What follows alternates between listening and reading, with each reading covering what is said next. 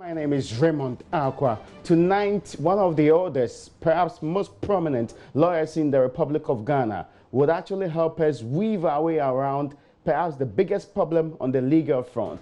That is how to ensure legal education is made available to many without compromising on the quality expected in this particular case, as law students and potential ones hit the streets on Monday to demand opening up of that particular system. We'll be talking to the distinguished prominent Sam Okujato on this particular show. In the course of this conversation, though, we'll also be telling you why the founder of Defunct Capital Bank, William Atuesian, and 3 others have been charged by the state with 26 offenses for their roles leading to the collapse of the Defunct Capital Bank. And we know for a fact that these offenses include stealing, money laundering, and all of the many things that have happened within that particular space.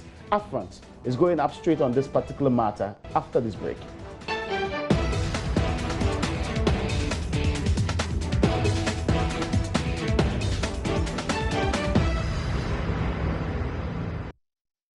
You welcome back. This is UPfront. My name is Raymond Aqua.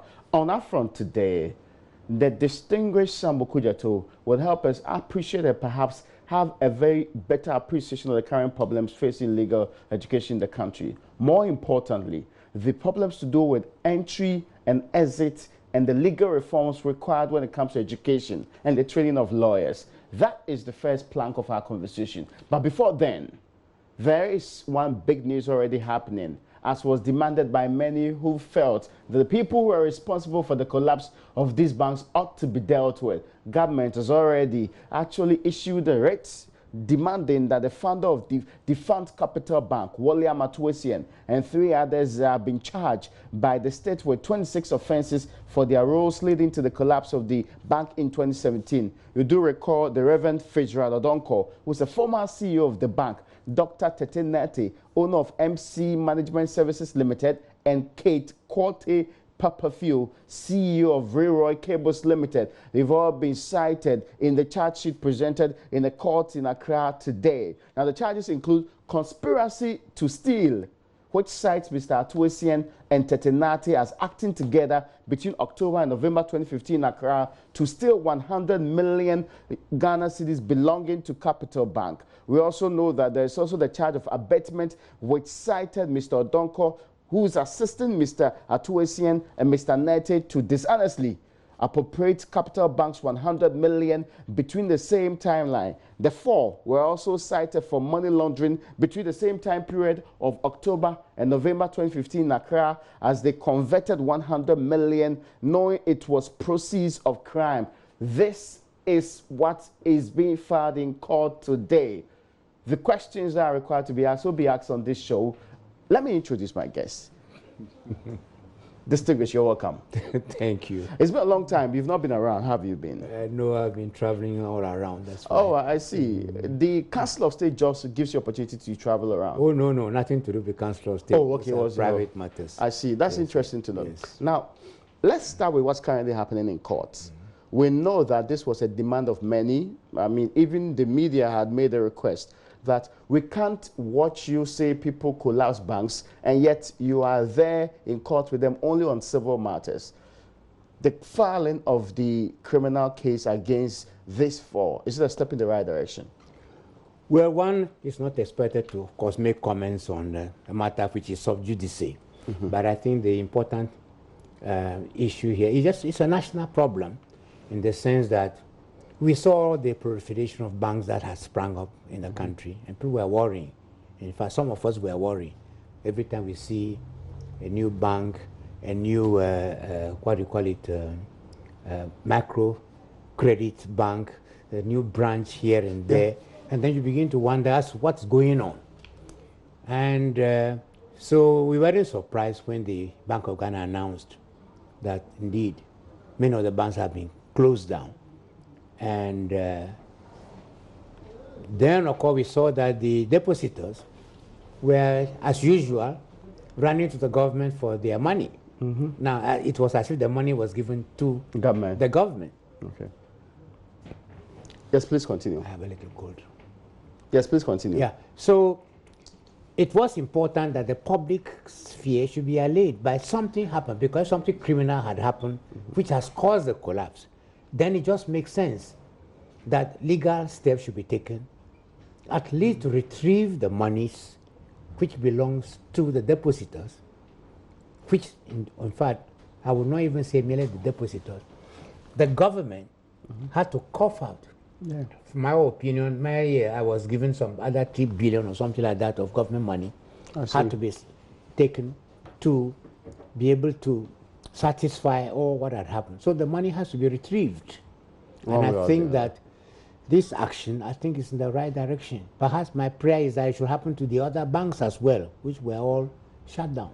Okay, but are you surprised? Because many, and of course, you have a proper appreciation of the law.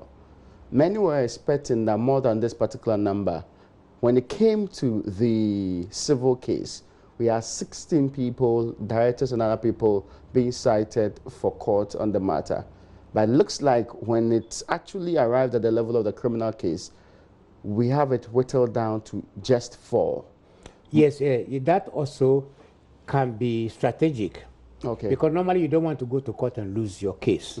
And so when you're talking about criminal conspiracy, you have to have proper evidence to that effect. Okay. But so far as civil is concerned, if you are concerned with them involved in the management of the bank, you are civilly liable. Okay. Yes. So civil liability should be distinguished from a criminal liability. Because there are some who have already started pointing fingers and saying that they are shocked and surprised that the chairman of the bank's board is not in any way cited in this criminal case. Well, as I said, the issue, why is it cited in the civil? Is yes, it cited in the criminal? Yeah, he will be cited in the civil, but not in the criminal part. Well, if they can be able to, if they are sure that if they had involved him in the criminal charge, maybe it may not have been proven. Okay. For the simple reason that unless they have evidence of minutes of the board, whereby the so-called money laundering and the siphoning of the money was a decision by the board, okay, in which case then the board chairman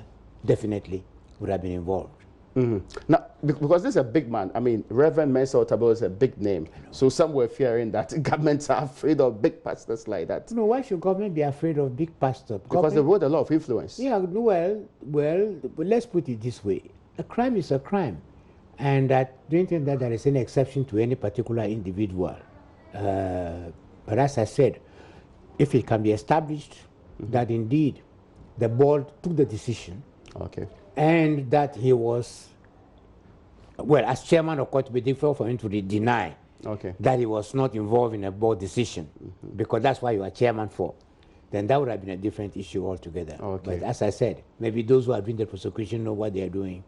And they are going about this particular end. Exactly. You also expressed the hope that it will extend to the other banks, because we are looking at 7 or so banks, no, about 9 of them also that are in this particular state. Well, that's my prayer, because as I said, the Bank of Ghana must have done a thorough work in taking that decision to close the banks down. Okay. And therefore, they should have evidence which can be made available to the prosecutors to take the decision, both civil and criminal.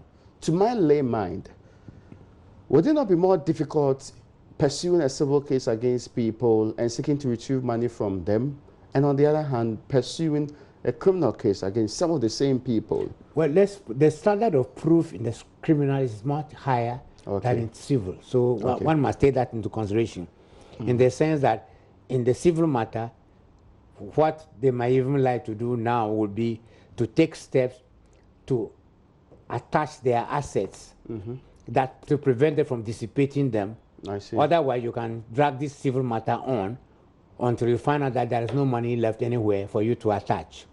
So that is the most important aspect. If they can find a way of, attaching the whatever assets that the monies have gone to.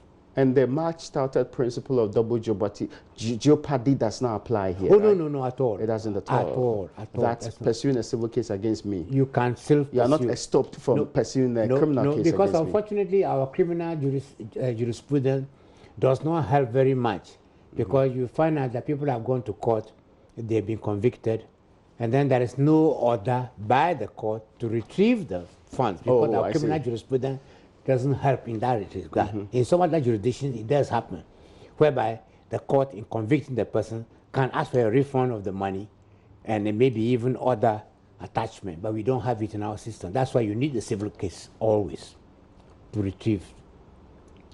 That's an interesting perspective on this one.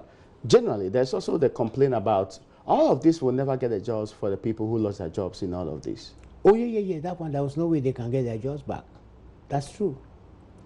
It's unfortunate, but that's what happened. So, indeed, it's a worrisome situation whereby you are employees and sometimes you see something going wrong with the institution you are working for.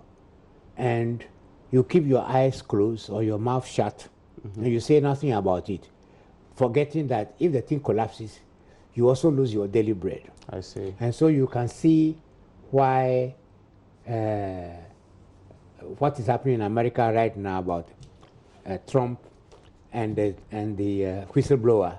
Yeah. That's an important factor. That's interesting. Yes. Yeah. So you see that the right to information law that we have made and also the whistleblower law are all meant exactly to protect in this matter, meaning that it allows an employee who sees something which is going wrong to voice out. To voice out. Early enough. Maybe that may help you save your job in the first place. Exactly. Now, the contention has always been, and you've heard some say, when we do the proper scrutiny of what has happened in the financial sector, we could have saved institutions rather than letting them collapse at the rates that we let them do. And it was more expensive a venture to do. Well, there is a yes and a no. You see, the issue is that when you see an institution like this bank where individuals own the bank, they are the sole shareholders. And then they are taking deposits from the public. And then they are forming other companies and institutions and investing in them, giving the impression of being so smart and so clever. Yeah. So he's a director of 10 banks, 10 institutions, 15 institutions. You ask how much time can an individual have to be able to manage all these institutions? But then you find out that indeed they are collecting money from the depositor and using that money to invest in other institutions with the hope to making money. That's true. So when the money is locked up elsewhere, it becomes problematic to retrieve it. Exactly. Because this was happening where banks were loaning money to microfinance institutions, which are either owned by themselves or owned by proxies, which is not allowed. As a bank, you cannot collect depositors' money and then invest that in another thing other than the bank. I see. Exactly. So I think this is what has gone wrong. Unfortunately, maybe we should be blaming the Bank of Ghana itself also, because they are supposed to have an inspectorate. To fund the banking supervision. I have been a member of that board. Yes, I was coming to that. And I was very careful at that time, always raising the issue with the governor and the board as to whether the inspectorate institution is properly manned. But I've heard the claims that if previous leadership of the central bank had done what is right, it would have been where we are today. I can assure you that if they go back on the line, you find out that it never happened during our time. When you were part of the board? At all. Never. That was the best time banking has been done in this country. Because Polakwa is just astute. I see. I mean, the man is just, it's incredible to see that man, his level of knowledge, institution, his homework that he does. I was boasting to people, I say, there you go, you discuss issues like that, and within a second like that, he's able to summarize the whole issue and made it so crystal clear. I mean, it's just incredible. And a man like that is hanging around, and we are not using him. Oh, he's still around? He's around. I thought he was in one of those international institutions. Oh, no. I mean, I ran into him at a party the other day and I was attacking him. And I said, you are in town. You don't even look your friends up. Okay, that's interesting to know. He keeps such a low profile. It's interesting. Low profile. He's around. Now, I mean, because you've been on the board of the Bank of Ghana, there are also calls for people within the central bank who were directly involved or had done things wrong to equally be prosecuted like the way... I agree with you. I agree. Those in the banking supervision department, many of them should be held responsible for some of the things that had happened. Because if they were doing their homework and checking the banks carefully, they would have seen what was going wrong. And they would have reported to the governor or for the board to take decision. And of course, the governor himself has connived in the matter, then of course he also should be held responsible for it. So we are not really done with that cleanup system, right? Well, I don't know. I think the new governor really has to sit down properly. Well, luckily he's worked in the system before. Okay. Because when I was on the board, he was there. Okay, he was in he the was central working. bank. Yeah, he was working with us. You know, he was working actually with the vice president, the current vice president. Oh, I see. Yeah, Interesting. Yeah, they were both working with us. I see. Yes. Yeah. All right. Now, I want us to summarize the conversation on these charges and move on. Yeah. Because there's another conversation we should also have. So, final words from you. In a year or two's time, what do you expect to see on the financial sector in terms of people going to court instead of cleaning up in terms of how much money we have actually pumped into it? No, I think we should be able to retrieve every amount of money that we have, state money that has gone out. We should be able to recover them because these monies must have been invested in institutions or, in fact, there's what we call tracing order. Oh, okay. Yeah, that's a tracing order, whereby you can find out where the money went. And if the money went to family, friends, relatives, and the rest of them, the companies that they have been formed, the assets that have been acquired, all of them can be seized by order of the court to compensate the state. That should be done. Okay, that's a wonderful point. Well, folks, we started a conversation on what's happening currently, that William Atuesian, who is the founder of Capital Bank, and 3 others, including the CEO of Railroy Cables, Kate Corte Papafuel, has actually been dragged to court on 26 counts of stealing, money laundering, and conspiracy in many of its forms.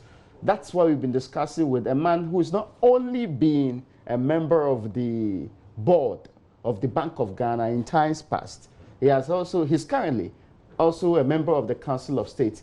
And when it comes to law in this state, he is one of the people surely most respected. After the break, we'll explore that section of his experience in the legal field and get him to give us a way out on the current debacle on legal education in the country.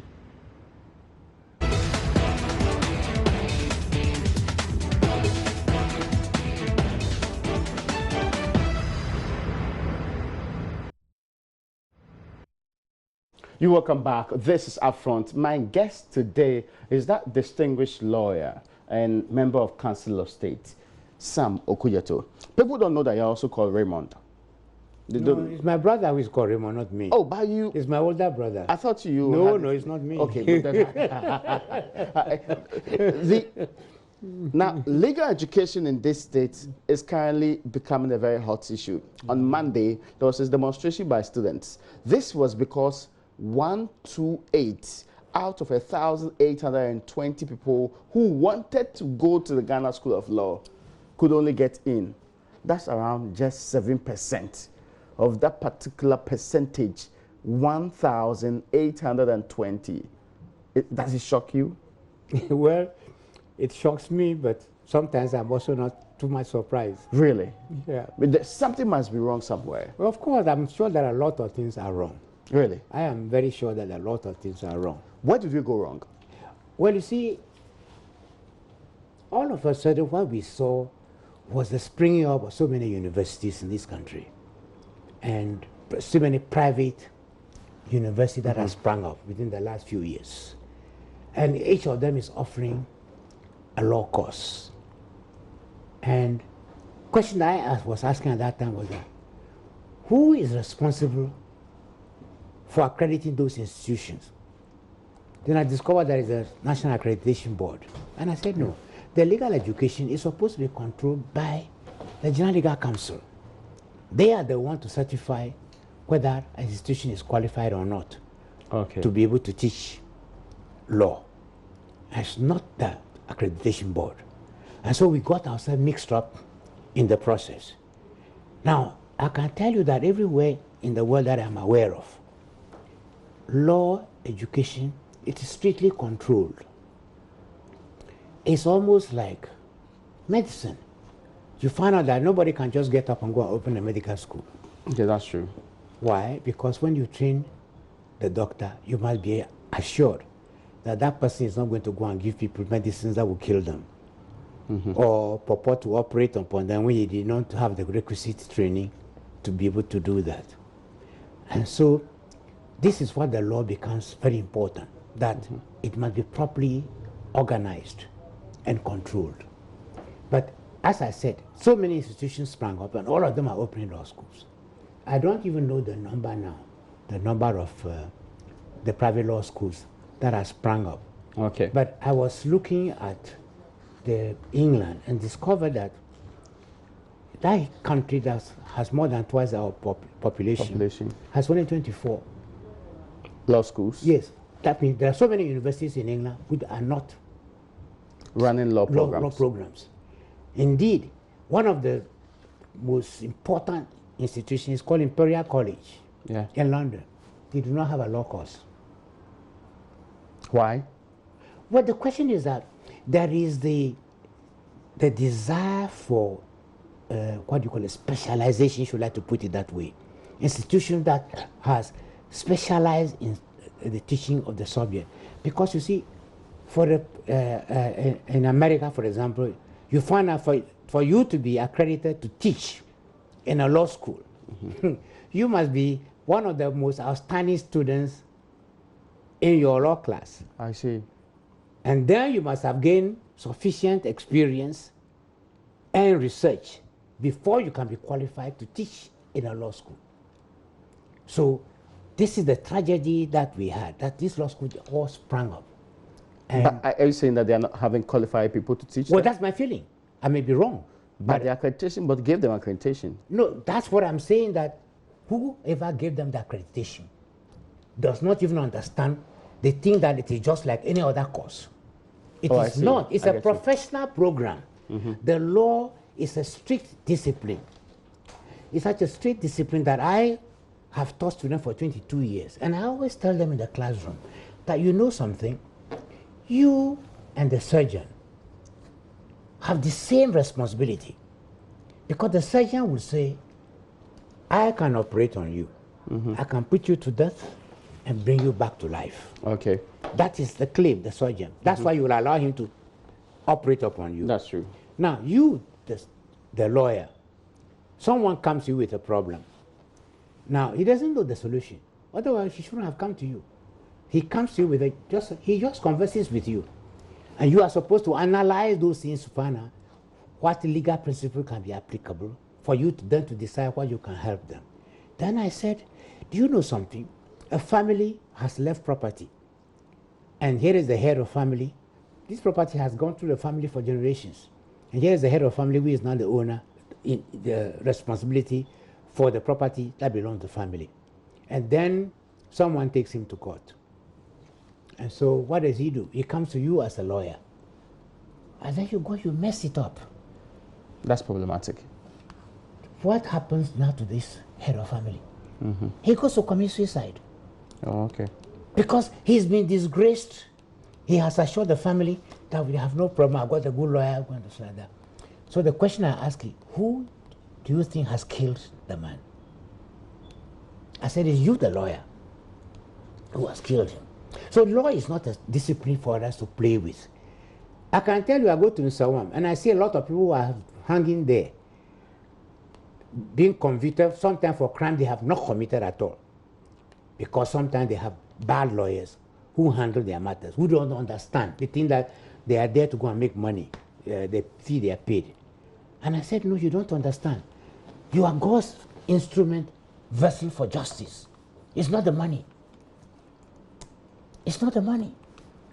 I think Dr. Evan Sanfon, who celebrated his 100th birthday on Monday, he said that you don't chase money. Let the money chase you. If you're a good doctor, let the money chase you. The same thing applies to lawyer, that a lawyer should not chase money. The lawyer should chase justice. And when he chases justice, the money follows him. This is the tragedy of our situation in the country. The problem that they are citing is that some of you, I mean, including the General Legal Counsel, and some of you very distinguished lawyers, are just not in the position. You just don't want any more people flooding your profession. the claim is that you have just put restrictions that are artificial in their way. For example, even if all the 1,820 passed, there was no way they could have been admitted to the Ghana School of Law. So there's an inherent problem to do with what the Ghana School of Law decided to do with a small number and not opening up to virtually everybody. Well, that's what I'm trying to say, that you can take the statistics anywhere in the world that you can find, and find out the number of people who actually go to law school. And then to find out the number of them that get into the bar to practice the law. You can see that statistically what they are talking about is complete nonsense. Really? Yes. Now, if in a small country like ours you have 1,000 or something, okay, so you admit 1,000, then you pass 1,000 lawyers every year. And for them to go and do what? You say we who are restricted, all the people that I have employed in my office, all those who I admit to my office to train, do I do it because I get money? Not necessarily, of course. No, it's not a question, honestly. It is not nothing to do with money. I train because that is part of my duty, is to train lawyers. I see. And to make them the best there is. It's pride in my part when I see my students flourishing. Some are teaching in the universities. Some are taking international jobs. Some are practicing locally and they're doing very well. And I feel proud. They don't think that that's the prevailing situation of those of you, the very distinguished and learned ones. Why? They feel that there's more like a cabal that's bent on saying we only are allowing a few people, because not long ago the Chief Justice said we will not allow mass production of lawyers. That's the proper word. The question about mass is exactly what those who are making the protest should take seriously.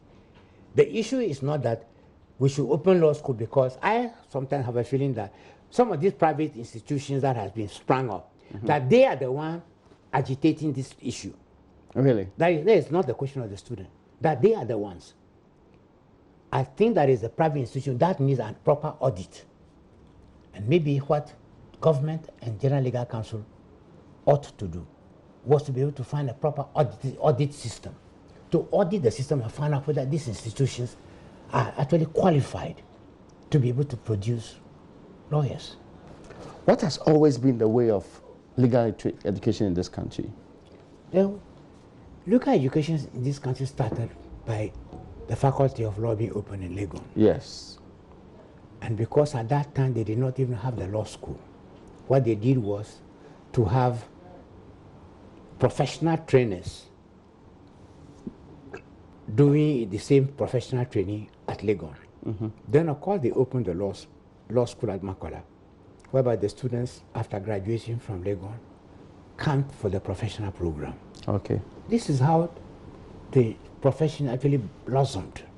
And the current Chief Justice and the previous Chief Justice were all products of that system. I see. And normally it's the most outstanding students that study law. I see. It's the most outstanding students that study medicine. That is the way the profession has blossomed up to now. Yeah. Because the level of training that is required is completely different from that of ordinary degrees that one obtains from a university. This has been the tradition over the years. But what I'm saying is that we went ahead, we opened UST. And then, as I said, it's like the floodgate was open. So now every university at Cape Coast joined in. And now I think UDS also join in. And there are so many private ones too. That's the private ones that I'm talking about. That I'm just saying that they just keep springing up. And then I ask myself, who are the teachers in those institutions? And sometimes you find out that there are students who have just left your law class and they are teaching there. It's just not allowed. They can't teach there? They just do not have the ability to do that, because you need a certain number of practical training and education yourself, and also even research, to be able to teach in a law faculty. And so what do you find? They come to the class, you're asking them questions like that, and people are interested in writing notes. And I said, no, we were taught to read books. I see. I said, when I was doing my LLB, My professor is himself an author of a book. So I read his book. But then there are other authors of the same subject who are coming from other universities. So I read their books as well.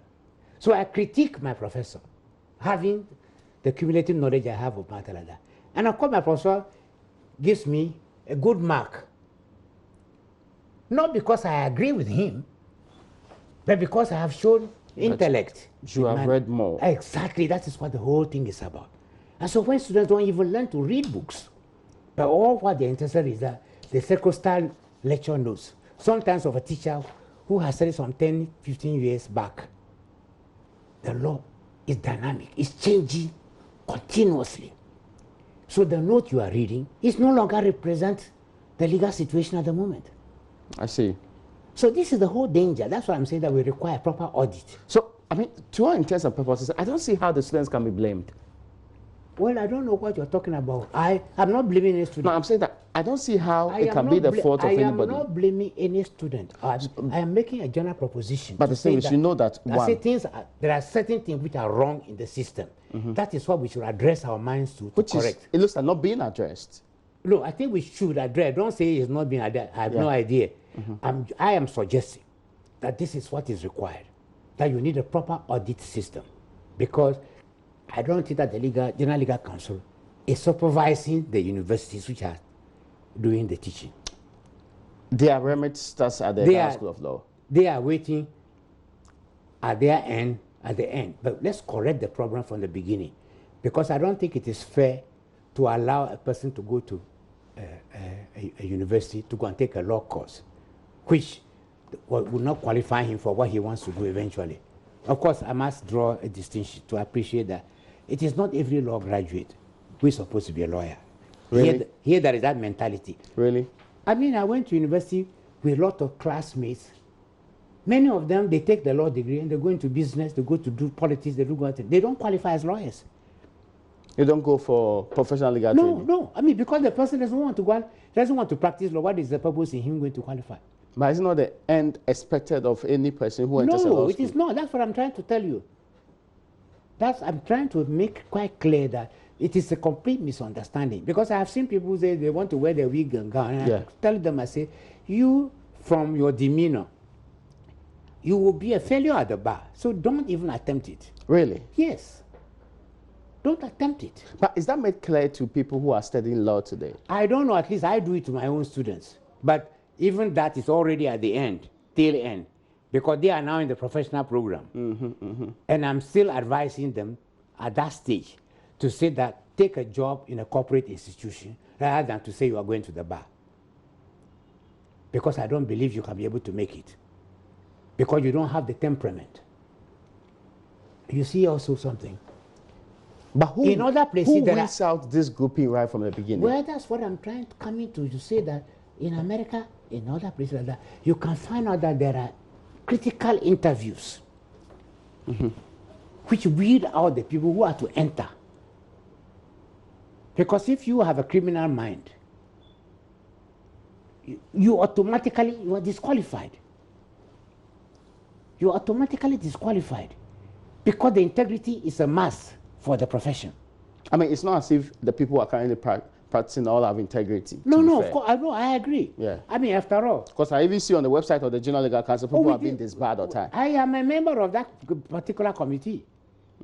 So we disbar, we caution, we suspend, and the rest of them. But I can tell you that in the Law Society in England, the number of people who are moved from the role of solicitor is very high. I see. It's very, very high. You can go to your website and check. It's extremely high. The number who are disqualified is very, very high. So that is something that we all misunderstood, because sometimes it's like, oh, but you want to support the person's career. Well, you're not thinking about his future. That's true. But then I ask the question, I say, what about the future of the innocent citizen who comes to the lawyer on the belief? And these are, of course, they use the media to advertise themselves. Oh, no, they don't do advertisements. Oh, no, they use an indirect way to do it. You see here, when I came, wanting to say distinguished lawyer and the rest of them, those are the things we want to prevent. But in your case, maybe I'm an old man, so it doesn't matter. Yeah, but then sometimes they have their own colleagues in the media or classmates, and then they are there. They say, "Oh, this one is a human rights lawyer. This one is this, outstanding," and the rest of them, which is contrary to what you want to say. Really? So the public is being misled to think that these are people with integrity. Some even say they are doing the case pro bono. It's a pro bono lawyer. And then the next moment they go and they shut the person and take almost all his money. And when the word pro bono means what? Free. Yeah. How does it become free when you go and collect money from the person? So you can see the dangers which are involved in this profession of ours. That's why I said that maybe my advice would be that let's get the General Legal Council, support of government, to find an institution, independent institution, preferably, you understand, which could do an audit of the system. And I'm using the audit in the proper way, not money audit as we always presume. Then they can be able to evaluate the system, see what has gone wrong, and see whether we may need to close down some of these faculties which have sprung up left and right, which I think are part of the problem. Can we do that when they have gotten accreditation from the accreditation board? The accreditation can be withdrawn. Yes. Yes, it can be withdrawn. But when they met it based on the criteria. Well, you don't get the point. What I'm saying is that when you don't do that, what are you doing? Are you going to say that because you've done something wrong, okay, I'll take you back again. Now, you were first talking about the banking system, not so? Yes. Were those banks not accredited? Yeah, of course. I mean, as of the time that they are... And yet, and then when they were doing something wrong, were they not closed? Yeah, they were, actually. So what is the difference? Oh, so you're saying that the problem is that some of these schools are doing something wrong? The same principle is... I'm not saying they are. I'm saying do audit. To determine whether there's a problem. Exactly. Don't take my word for it. That's my own observation I'm trying to say. I have been suspicious all along to think that the way everybody wanted to create a law faculty because it looks like it's a money-making business. And I think that is a wrong approach to the training of a professional person. And therefore, even if you have fewer institutions which are producing the best lawyers, well and good for the country and its future progress. Just as much as it is also so to say that if we have first-class doctors, accredited, certified, and taking care of our people, it's better than having mushrooms where people are going to be given a raw medicine, they will die.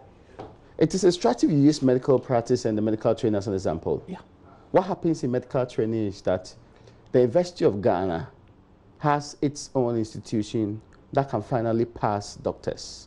The same way that the Kwame Nkrumah University of Science and Technology has its own institution. Indeed, these doctors end up being at the School of Medical Sciences at the Confanochi Teaching Hospital and end up being part of that particular system.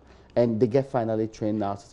What prevents... Are you trying to teach me? Let me remind you of something. Yes, sir. For 6 years, I was chairman of the College of Health Sciences of the University of Ghana. Oh, that's interesting to know. Exactly. So I'm happy you know the system.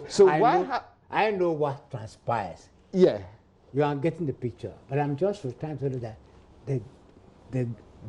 the medical and dental board has the overall responsibility. Really? Yes.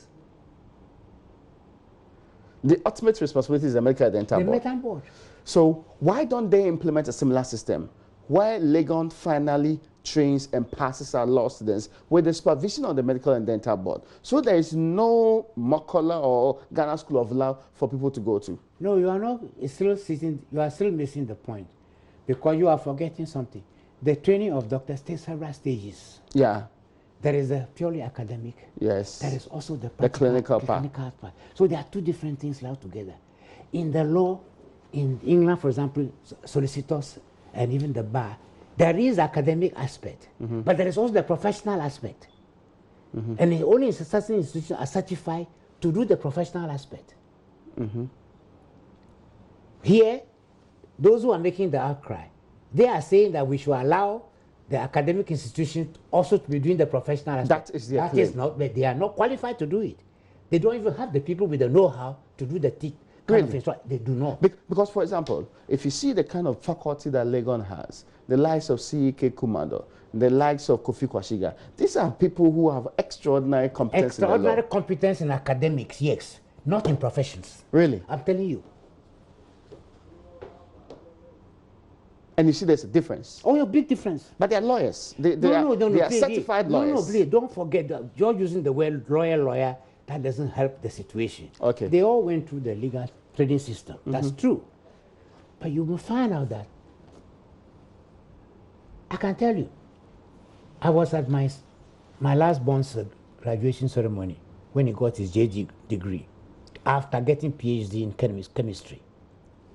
Now, my interaction with the professors, I found out that some of them are Supreme Court judges.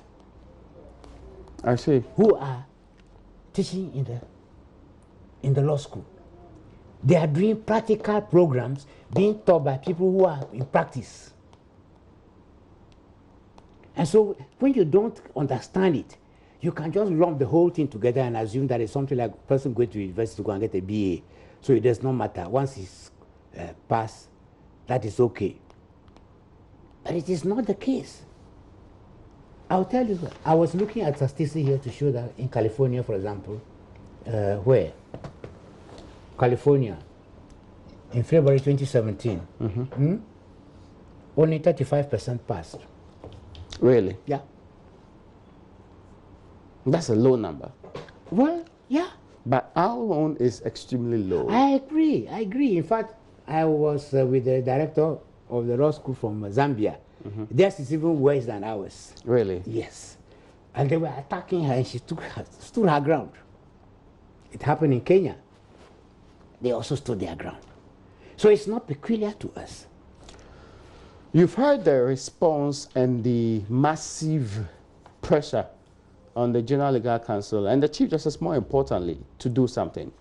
Yes. But I am trying to suggest that, because I heard at one time some committee in Parliament apparently was giving directives to the law school, which was unfortunate. They have no power. The committee in Parliament? They have no power they at can all. advise. It was a wrong These are thing. lawmakers. It is wrong. They are lawmakers. When we wanted to review our laws, we went to them. They make law. That Yes. is all their job is supposed to be. They don't run law school. They have no business doing that kind of thing. If there's an issue, they should have rather had a dialogue with the General Legal Council instead of trying to give directives. It's completely wrong. I've been an MP also before. It is the wrong approach. You heighten people's expectation to think that if they lobby Parliament, anything goes. But these are their representatives. You know that, no, right? they may be representative, but they must know the way they are supposed to represent. I'm just saying that they have no authority, no power whatsoever to tell the law school what to do. Really? They should look at the law. But there's an education committee. No. There's a legal constitutional... They can be legal... Even I tell the Council of State also has a legal constitutional committee. Yes, but... I'm the chairman there. Yes. I have no power to give anybody directive as to what they should do. This is an arm of government. We're talking about the legislature. I beg you. If somebody should understand the system, it's me. Yeah, I get you. I understand that. And I'm just explaining to you that we must know where our limits are. The assumption as if it's limitless, power is limitless. It's not true. Let me tell you something. Everybody is subject to the law. I agree. Even the president is subject to the law. That's true. Parliament is also subject to the law. Yes. The power they have under Parliament is to pass legislation. They don't have power to be telling people what they should do. You said they cannot summon the Attorney General, they cannot summon the people they can always summon. And ask for someone. and give them directives No, on you what to cannot do. give directive. You dialogue with them. Really? Yes. You dialogue with them. But you cannot say, go and do this, go and do that. It's a wrong approach to governance. So of what use then will be the members of Parliament? No, you don't understand. What I'm saying is that governance is a tricky subject. We cannot just make assumptions. You can just say that people come and they say, Council of State, why didn't you do that? So I tell you that that's not our job. We are supposed to counsel and advise. But the Constitution is very clear. We cannot tell this person to do this. We can advise. And the proper way is rather to have, we have meetings with ministers. And we discuss issues with them. and we make suggestions to them. We can come to an understanding of what is to be done and to monitor it. That's what we can do. We can advise the president, but we cannot force the president to do anything. The Chief Justice says that we are going to have a bigger school of law, a bigger facility that will take in more people. But to tell you the truth, is she buckling under pressure? No. I will tell you something. In 1978, I was a member of the General Legal Council. 78. Justice Azukra was the Chief Justice. At that time, we decided to expand the law school. And we decided to acquire the school that is at the back of the law school. Oh, I see. That school was there when Makola area was a residential area. Now there is no residential area there for students, for the children, because the children are supposed to walk to school and back. So we suggested that the school, the city council, should transfer the school to Agbogbroshi area and then give that land all the way to the Electricity Corporation, to the law school, so that we can have bigger and better facilities. Indeed, at that time, we were even worried about students coming from the north who, after Legon, are to spend a year or two at the law school. Now, there was no accommodation for them. Many of them go back to Legon to patch with their classmates. So we wanted to build a hostel. Oh, okay. In addition to expansion of the law school. Indeed, we even wanted to provide suggestion by some of us that we should have courses, special diploma courses, let's say for journalists. Because you need to know the law that governs your journalism profession. So we'll have courses for journalists, courses for medical doctors, courses for engineers and architects. Unfortunately, that was the time we had problem with Achampon. Oh, I see. So the differences mad the intent. And that was the end of that program. And after this time, that school is still there. Yeah. So if the Chief Justice said this, it is actually reiterating what has already been there for all these years. My counsel has always been that we should expand the law school because legal education is something that should be general. Okay. So many people need it. Yes, but not that everybody should be a lawyer. But why do you separate the two? No. Shouldn't it be to the personal determination of people to determine what they want to be? You don't get the point. Why do you want to curtail aspirations? You are misunderstanding the matter. What I'm saying is that you have consistently made this point. No, I'm saying that a profession is a different matter. But I'm saying that knowledge of law is important for every citizen. I get your point. Yes. But I'm saying that it is up to people to determine whether they want to be lawyers or not. Of course. That's not for me to tell anybody what you should do. But I'm saying that let's draw the distinction between the two. You can understand medicine. Even nurses, do they not study a lot of medicine? Yeah, a lot. But they don't become doctors. Yes, of course. They're also in the what they call the health profession. Exactly. Pharmacists, biochemists, and all of them. They are still in the allied health industry. Yes. Exactly. But you may find out that the pharmacist to know a little bit of the law on pharmacy that helps him to understand his own subject. That's what I'm talking about. I'm not disputing that. I am just saying that currently as we speak, there is the massive belief still that the system is conservative. It is refusing to evolve. In fact, the current director of Mountcrest University, who is a former director of the School of Law, says that the institution General Legal Council itself has actually accrued so much power to itself, it should be dissolved. When he was there, what did he do about it? He should be the last person to be making those kind of statements. He said it should be dissolved. Yeah, but I think he's one of those steering the problem. He's my own friend. But I think it's a wrong approach for him because I'm saying that he was there. He was director of the law school. Yes. What did he do when he was there? When he left there, he went to open his own private, and he thinks that that institution should be authorized to train and qualify lawyers. Yes. But if he's able to do that at Ghana School of Law, why can't he do it on his own? Hey, you're forgetting, this is an institution. Yeah. You are only head. You are only head. Very good. Exactly. You are only head here. Yes. You don't own the institution. This one, you own it. Oh, I get you.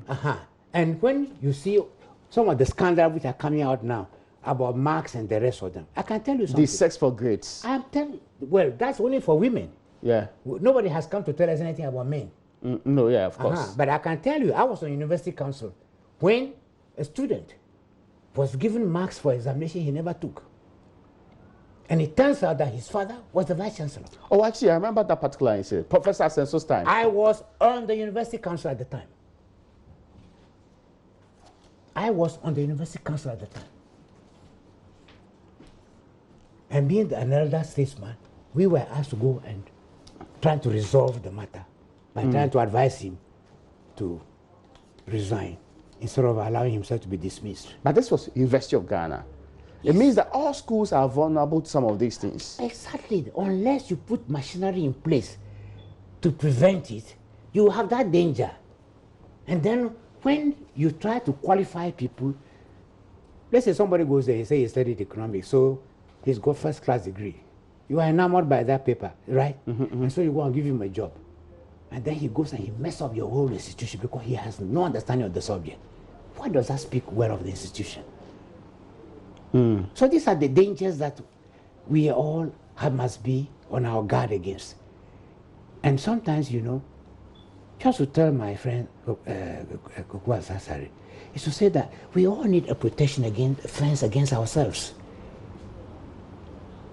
You know, I always say that if I were so rich and I'm from a company, I would try and get the best brains to be on the board. I see. And that I might even preferably let somebody else be chairman instead of myself. It's a protection. Because someone comes to me and they say, oh, do this, so and so and so. I'll say, sorry, this is a matter for the board. Yeah. Then you won't go and say that, but I asked him and he didn't even bother to help me. This is my understanding. I get you. Because it's a tricky business. I need to wrap up on this conversation. Yeah. I'm leaving off with the fact that recently we are told that you in the Council of State approved of the current IGP to stay in office after the president recommended or a president nominated him. Has this really happened? I don't know. I was not here. I traveled. I just told you. I was away for the past 3 weeks. I mean, you're away for some time. I came by only yesterday. Oh, but you've not been told that your Council of State has approved the IGP? I know that they were supposed to be meeting, but I was not here. I see. Yeah. Now, finally, before we go, if we have a bigger institution, if we can take on more people, and if we can improve legal education, because we need more lawyers, actually. According to our statistics, the lawyer per population ratio is very low. What is the population ratio of doctor to med? That's also extremely low. Nurses to doctors. That's also extremely low. Engineers to... Yes, but it doesn't mean we shouldn't fix the problem of the lawyers. Well, you have to fix all of them, not just one. Okay. Why do you want to single one out? I guess we have to head here, but thank you so much. If you have any last words before we go. My last word to the students is that I'm so sorry because I saw the newspapers this morning to realize that apparently this clash. Brutalized, yeah. Yeah, brutalized. I'm so sorry about that. And I think the police should be a little bit more cautious. The right to demonstrate is the right of a citizen. And if they want to present a petition, they should have been allowed to present a petition instead of them being obstructed and beaten. I think that is unfortunate, and I sympathize with them. I'm pleased to have you here, sir. Thank you so much. Well, folks, that's where we end today's edition of UPfront. Many thanks for joining us on today's one.